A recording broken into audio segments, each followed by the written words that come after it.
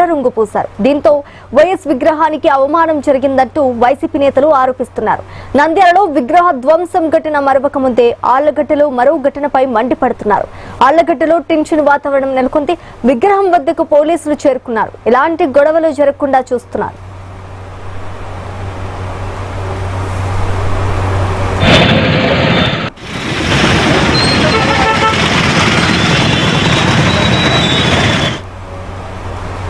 నంద్యాల జిల్లా ఆళ్లగడ్డలో వైఎస్ విగ్రహానికి అవమానం జరిగిందంటూ రాజశేఖర్ రెడ్డి విగ్రహానికి గుర్తు తెలియని వ్యక్తులు నల్ల రంగు పూశారు. దీంతో వైఎస్ విగ్రహానికి అవమానం జరిగిందంటూ వైసీపీ నేతలు ఆరోపిస్తున్నారు.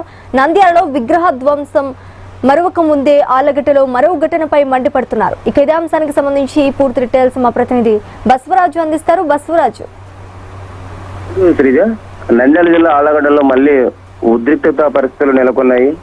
నిన్న రాత్రి ఏదైతే 4 రోడ్ క్రాస్ లో వైఎస్ రాజశేఖర రెడ్డి విగ్రహానికి నల్ల రంగు పోశారు. మరి ఎవరు పోశారు ఎవరు లేదు తెలియదు కానీ పోలీసులు అయితే అప్రమత్తమైన ఘటనా స్థలానికి చేరుకున్నారు.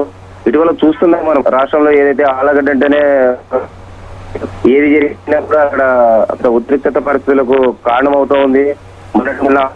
ఏదైతే ఊరి లెక్కింపు కావచ్చు లేదా తరణి నెలల కాంట్రాక్ట్ ను బెదిరించడం కావచ్చు.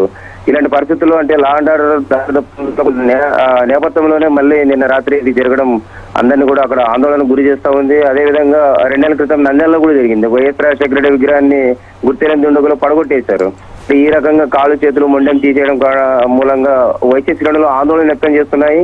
మరి ఈ ఆళ్లగడ్డలో జరిగిన ఈ విగ్రహాన్ని నల్ల రంగు ఎవరు పోశారు ఏంటనేది పోలీసులు ఆ దిశగా ఆరా తీస్తూ ఉన్నారు.